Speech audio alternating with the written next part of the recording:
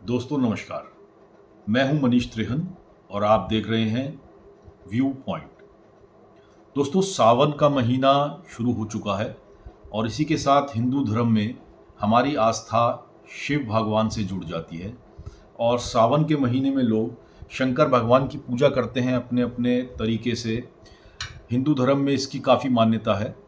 इसी के चलते सावन के महीने में कावड़ की यात्रा शुरू हो जाती है। लोग बहुत आस्था के साथ हरिद्वार जाते हैं, कुछ ऋषिकेश जाते हैं, कुछ उससे भी आगे जाते हैं और अपने गंगा जल भरते हैं और गंगा जल भर के और पैदल पैदल अपने घर तक वापस आते हैं। ये उनका शंकर भगवान के प्रति अपनी आस्था प्रकट करने का एक तरीका है। और सावन के दिन जिस दिन शिवरात्रि होती है उस दिन वो जल अपने अपने जहाँ उनका गांव है, घर है, उसके पास जो शिवालय होता है या मंदिर होता है जिसमें शिवलिंग होता है, वहाँ वो जल अर्पण करते हैं। तो ये एक परंपरा बन गई है हिंदू समाज में, हिंदू धर्म में। और धीरे धीरे पिछले 20-25 सालों से आप देखेंगे ये बढ़ता ही जा रहा है।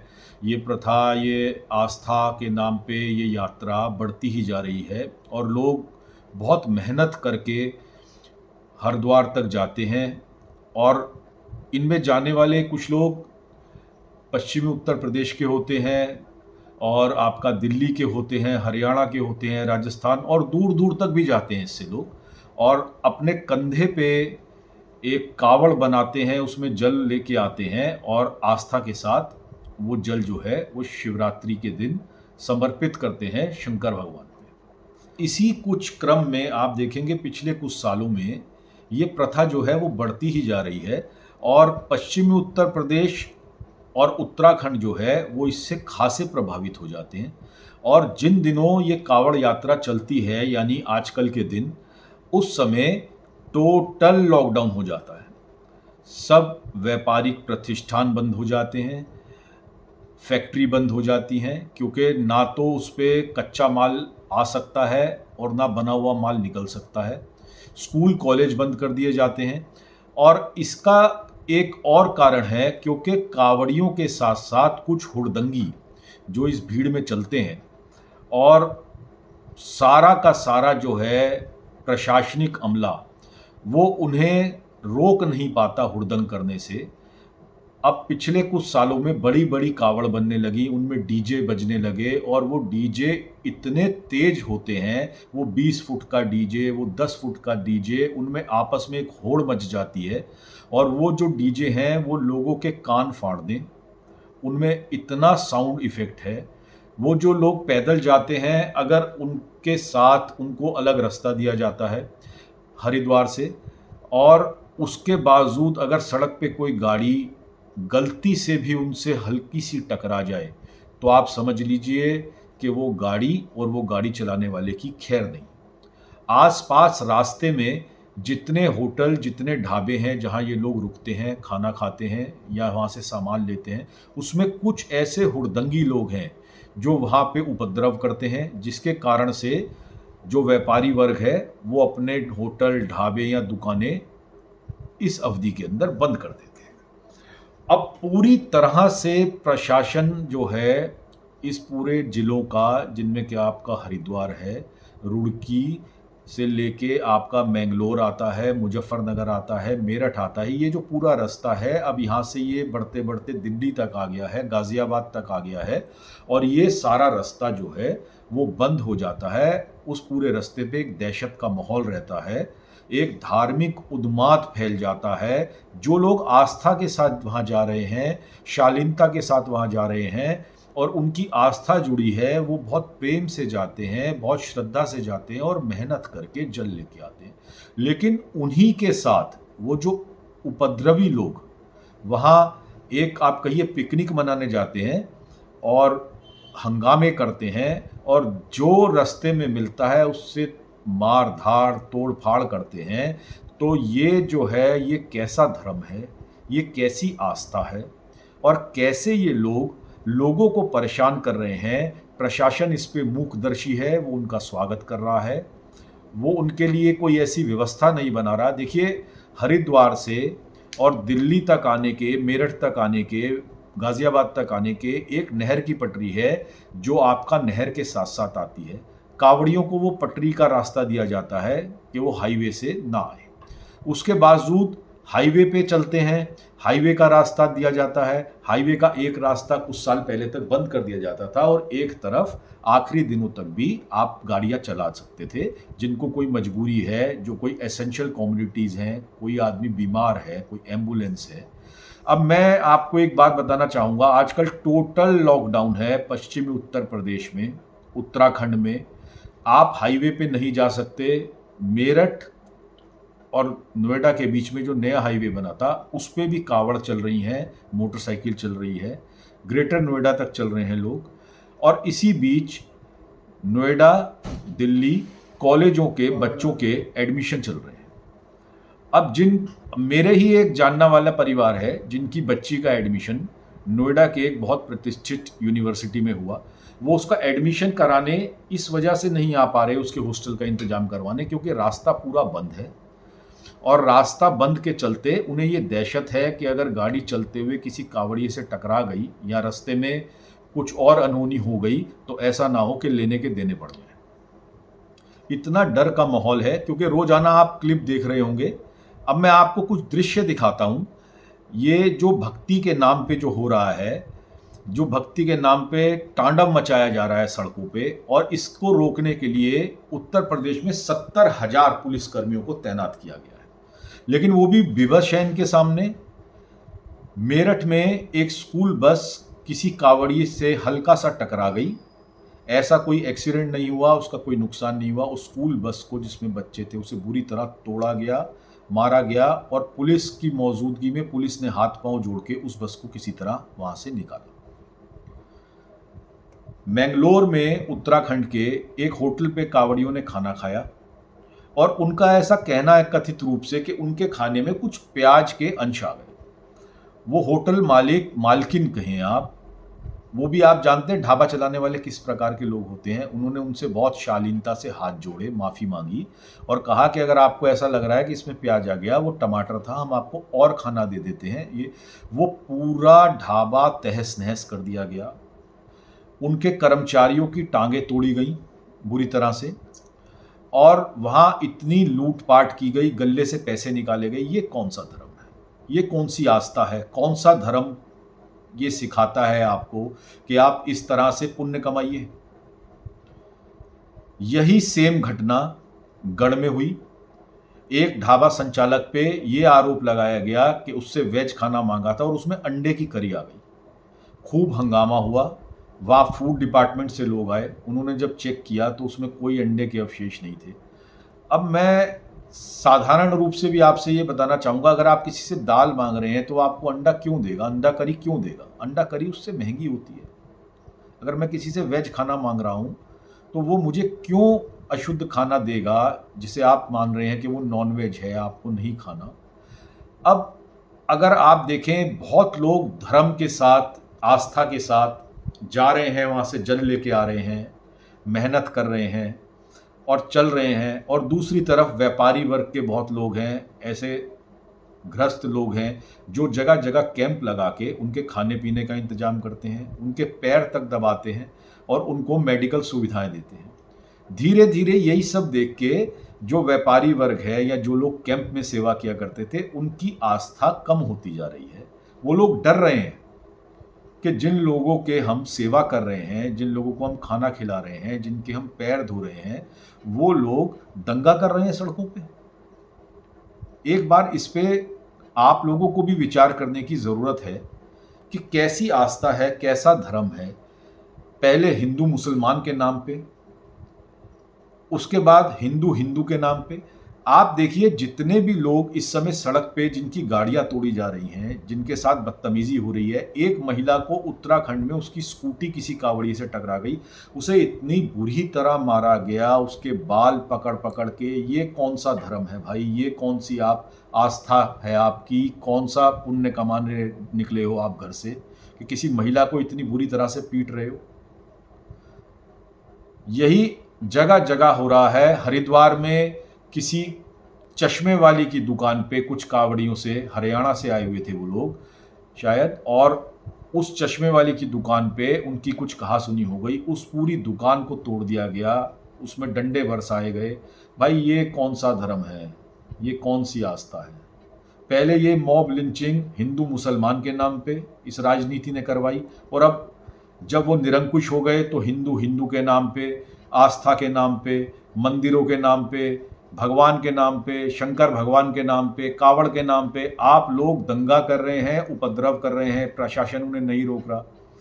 खास तौर पे पश्चिमी उत्तर प्रदेश, हरियाणा के कुछ इलाके और उत्तराखंड में क्यों होता है?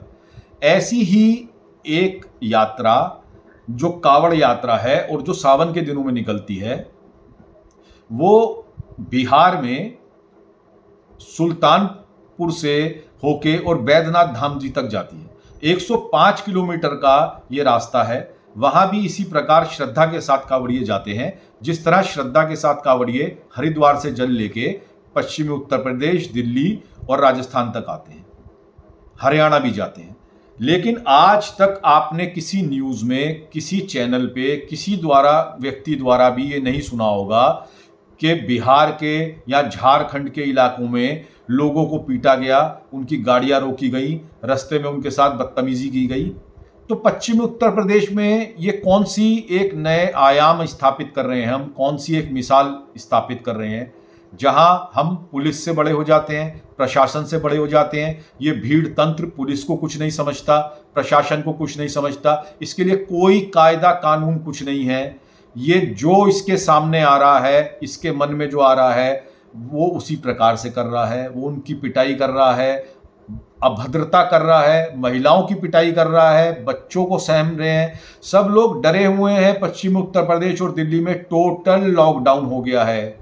भाई इस तरह की आस्था का प्रदर्शन मत कीजिए, इस तरह के धर्म का प्रदर्शन मत कीजिए कि हिंदू धर्म और धर्म के मानने वाले हिंदू धर्म के बारे में गलत अपने दिमाग में विचार बना ले। ये एक बहुत ही शालीन और बहुत ही सहनशील किस्म का धर्म है। आप इसे कौन सा रंग दे रहे हैं?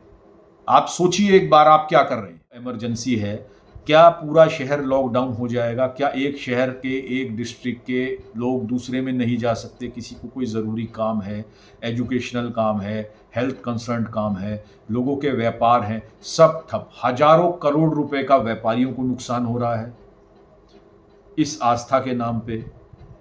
नंगा नाच हो रहा है, मार पिटाई हो रही है। अब एक नया ट्रेंड निकल के आया है, कावड़िए जो हैं वो कावड़ियों पे ही आपका मॉरल पुलिसिंग कर रहे हैं। पहले मुझे याद है 20 साल पहले, 25 साल पहले हमने काफ़ी कवरेज भी की कावड़ यात्रा की, कैंपों की भी हमने काफ़ी कवरेज की। कावड़ यात्री बहुत श्रद्धा के साथ आया करते थे और लोग उनकी सेवा करते थे, हम भी कवर करा करते थे उसे फील्ड कवरेज में। लेकिन अब एक नई चीज़ देखने को आ रही है, कुछ लोग उसमें मोटरसाइकिल से भी जाते हैं, जिसकी जैसी सामर्थ्य है, जो जितना चल पाता है वो उसी हिसाब से। कुछ लोग गाड़ियों से भी जाते थे और गंगा जल लेके आते थे और अपने शिवालयों में चढ़ाते थे। अब एक नई मॉरल पुलिसिंग हो रही है।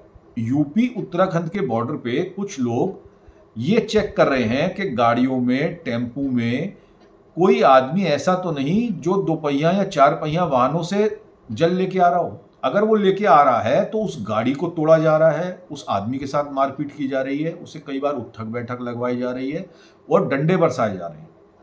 इन लोगों का ऐसा मानना और कहना है कि ये भोले के साथ चोरी है। अगर कोई आदमी पैदल कावड़ नहीं लेके आ रहा और किसी व्हीकल से कावड़ लेके आ रहा है, इन्होंने एक अपना नया ये नियम बना लिया कि जो भी कावड़ लेके आएगा वो पैदल ही लेके आएगा। अगर किसी के साथ कोई मन से गया कावड़ लेने और भाई उसके साथ में कोई बीमारी हो गई, उसके टांग में कोई चोट लग गई, उसके साथ कोई और दुर्घटना हो गई और वो आदमी अपने आप को सक्षम नहीं समझ रहा कि वो पैदल चल के वापस आए, गया तो वो आस्था के साथ ही था। आप कौन होते हैं ये तय करने वाले कि वो आदमी कैसे जाएगा, कैसे आएगा, कौन क्या खाएगा, क्या पिएगा? अजीब तमाशा बना रखा है। आप लोग उन कावड़ियों को भी बदनाम कर रहे हैं जो लोग आस्था के साथ जाते हैं, 100 किलोमीटर, 150 किलोमीटर चल के और जल लेके आते हैं और बेचारे अपने अपने शिवालय में श्रद्धा के साथ उसे चढ़ाते हैं। आपने इसे एक पिकनिक बना दिया, एक नाच बना दिया, एक अपने आप को, अपनी फ्रस्ट्रेशन मिटाने का, अपने आप को ये दिखाने का कि हम देखो दंगा कर रहे हैं, हम मारपीट कर रहे हैं और प्रशासन हमें कुछ नहीं कह सकता, हम इतने बड़े बाहुबली हैं अपने अपने इलाकों के। आपने इसे एक नाटक बना के रख दिया। अब ऐसा भी हो सकता है दोस्तों कि कुछ दिनों बाद हम अपने घर के पास वाले मंदिर में जाने के लिए अपने परिवार के साथ गाड़ी में निकलें और जब हम उस मंदिर में उतरें तो कुछ लोग वहां बाहर खड़े हुए हमसे बदतमीजी करें, गाली गलौज करें और मारपीट करें, इसलिए कि तुम मंदिर गाड़ी से क्यों आए हो। आप कौन हैं ये सब निर्धारित करने वाले कि किसकी आस्था उसे किस तरह से भगवान की सेवा करने के लिए कहती है? आप कौन है इसको? या कोई मापदंड बने हुए हैं कि कोई आदमी, भाई आप उत्तर प्रदेश में रहते हैं, पश्चिमी उत्तर प्रदेश में, या आप हरिद्वार में रहते हैं, आप जल लेके आ जाते हैं पैदल। जो आदमी राजस्थान से आ रहा है, जो आदमी महाराष्ट्र से आ रहा है, अगर उसका भी मन है वहां से जल लेके जाके शिवरात्रि पे चढ़ाने का, तो वो गाड़ी से आ रहा है। आपको क्या आपत्ति है इस चीज में? आप होते कौन है? प्रशासन इन्हें रोक नहीं रहा क्योंकि इसके अंदर बहुत पॉलिटिक्स है, नेतागिरी है, हिंदू वोट खिसक जाएगा, इसलिए जो पिट रहे हैं वो भी हिंदू है भाई। वो लोग भी परेशान हैं, डरे हैं, सहमे हुए हैं। मुजफ्फरनगर के लोग अपने घरों से नहीं निकल रहे, मेरठ के लोग अपने घरों से नहीं निकल रहे, उत्तराखंड के होटलों में लोग हाथ जोड़ रहे हैं कि आप हमारे यहाँ नहीं रहिए, हमारे यहाँ खाना नहीं खाइए, क्योंकि पता नहीं भाई आप खाना खाने के बाद कोई इस तरह का हुड़दंगी आदमी हो, उसके पास पैसे देने के लिए ना हो, या वो ना देना चाहे मस्ती में और वो मारपीट करने लगे उनके साथ, कोई भी इल्जाम लगा दे उनके ऊपर। मैं आपको बता रहा हूं, इनमें बहुत से लोग ऐसे हैं जो श्रद्धा के साथ जाते हैं और बहुत से लोग ऐसे हैं जो गांजा पी रहे हैं, जो शराब पी रहे हैं, जो मारधाड़ कर रहे हैं, जो सड़कों पे नंगा तांडव कर रहे हैं। और प्रशासन को सख्त निर्देश है, पुलिस को सख्त निर्देश है कि आप इनको कुछ नहीं कहेंगे, चाहे आपको ये कुछ भी करते हुए दिखाई दें, कुछ भी उद्दंड करें, आप इनके खिलाफ कोई एक्शन नहीं लेंगे, क्योंकि वो भी जानते हैं अगर वो इनके खिलाफ कुछ एक्शन लेंगे तो उनके ऊपर एक्शन हो जाएगा। पुलिस वाले भी सरकारी नौकर हैं, वो भी इंसान हैं, वो भी डरते हैं भीड़ तंत्र से। ये भीड़ तंत्र जो इस राजनीति ने एक हिस्सा बना दिया है वोट बैंक का, और ये भीड़ तंत्र अपने हाथों के अंदर ही सब न्याय, कानून और व्यवस्था ले लेता है और यही निर्धारित कर देता है कि क्या सही है, क्या गलत है।